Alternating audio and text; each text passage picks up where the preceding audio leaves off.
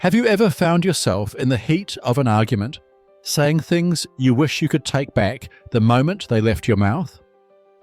Or maybe you've felt those feelings of regret and remorse after anger drove you to say or do something that hurt the person you love the most.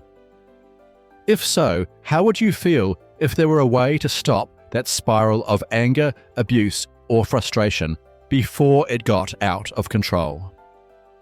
In today's episode of the Anger Secrets podcast, I'll introduce you to Time Out, a simple yet life-changing tool that allows you to step back, cool down, and take control of your anger before it controls you.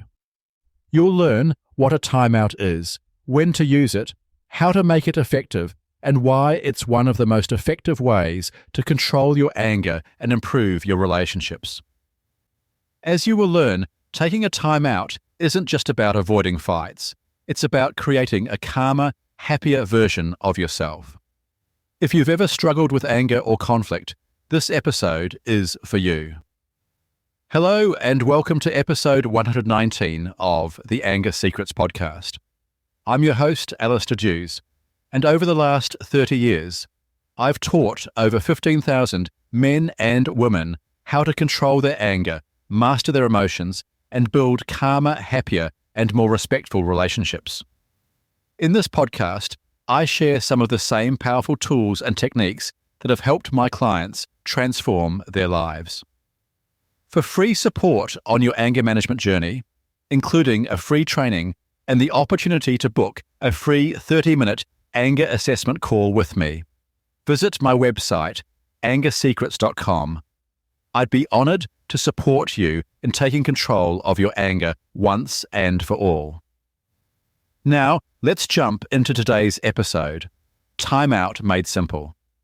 Let's begin understanding what a timeout is. With clients I work with, I define a timeout as a conscious decision to leave a situation for an agreed time because your anger is getting out of control. Although timeouts do not solve arguments, they do prevent arguments from getting out of hand. It is important to note that a timeout is different from walking out, which is often done in a controlling way. A timeout is a tool to give yourself the time and space to calm down so that you can come back and have a more constructive conversation. While timeouts are an effective anger management tool, taking a timeout is not always the best option to de-escalate a situation. Taking a timeout ineffectively can easily make the person left in the situation feel frustrated, ignored, and unheard. For this reason, it is essential to take a timeout the right way. Here are my top 6 tips for taking an effective timeout in a relationship. Tip 1. Discuss timeout with your partner before using it. The first step in taking a timeout effectively is to discuss timeout with your partner before you need to use it. This discussion should take place when you and your partner are both calm. Discussing timeout before an argument or disagreement ensures that you are both on the same page regarding taking time out in your relationship.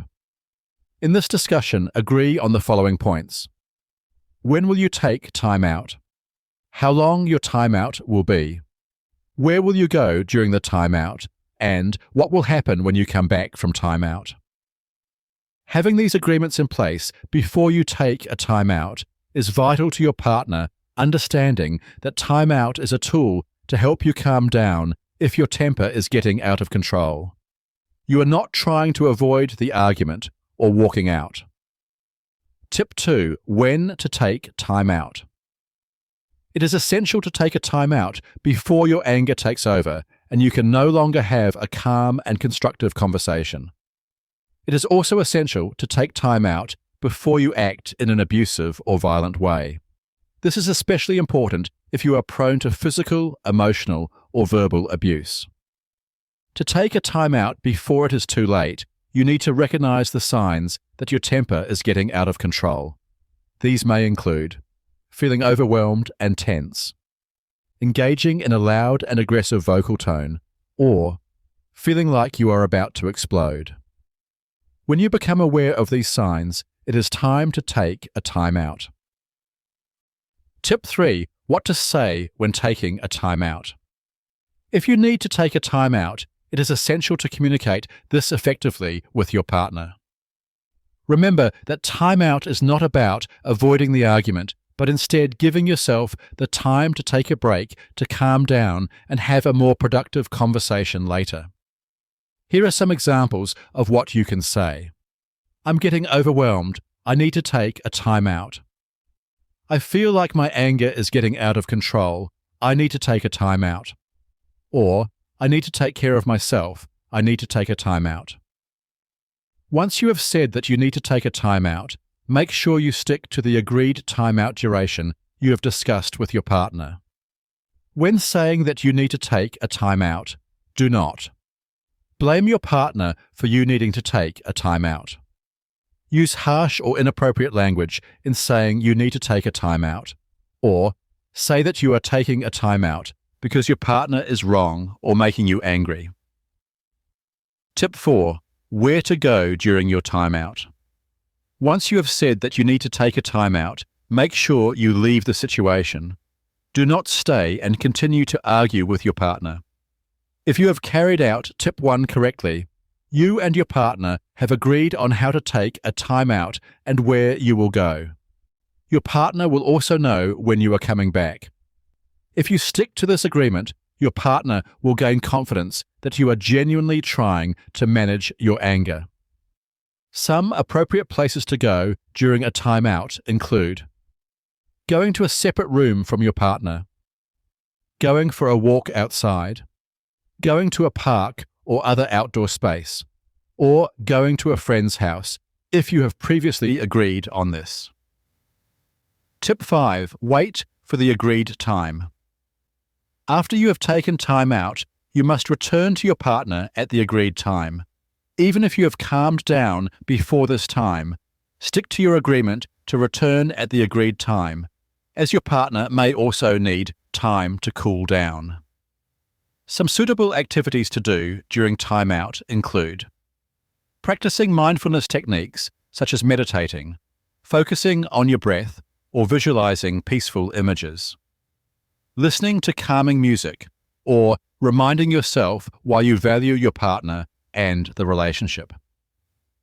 Tip 6. What to do when you return from timeout. When you return from timeout, the first thing you should do is work to repair your relationship. This means that you and your partner should get back on good terms with each other, such as hugging each other, apologizing for your part in the argument, or simply speaking kindly to each other. Once you have repaired your relationship, decide with your partner if the issue you discussed is important. If it is, decide when to talk about it again. I think couples often need a day or two to get over the argument before they can talk successfully about the same issue. You also need to discuss how to discuss the issue again without getting heated. For example, you may need another person present when you are talking about this issue, or you should do more research before you talk about the issue again. By following these 6 tips, timeout should be an effective anger management tool for you. In my comprehensive anger management program, the Complete Anger Management System, I include far more details on how to take a timeout effectively, including instructions for partners of people who are taking time out. If you want more details on this course, visit my website, angersecrets.com. To summarize today's episode, remember that timeouts are not intended to avoid issues, but only to stop arguments from getting to a level where someone acts in an abusive or violent way. Timeouts are not walkouts. They are simply ways to stop arguments from becoming abusive or violent.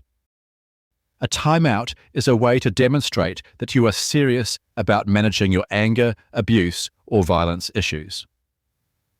Okay, that's all for today's episode on Timeouts Made Simple. Be sure to tune into the next episode to learn how to navigate anger in romantic relationships. If you found this episode helpful, please follow this podcast. Head to your favorite podcast app and leave a rating and review. This helps other people struggling with anger to find and benefit from this show. Remember, for free support on your anger management journey, including free training and the opportunity to book a free 30-minute anger assessment call with me, visit my website, angersecrets.com. Or, if you would like to control your anger once and for all, visit angersecrets.com/course to learn more about the complete anger management system. I look forward to helping you control your anger once and for all. Finally, remember, you can't control other people, but you can control yourself. I'll see you in the next episode. Take care. The Anger Secrets podcast is for general informational purposes only, and does not constitute the practice of counseling, psychotherapy, or any other professional health service. No therapeutic relationship is implied or created by this podcast. If you have mental health concerns of any type, please seek out the help of a local mental health professional.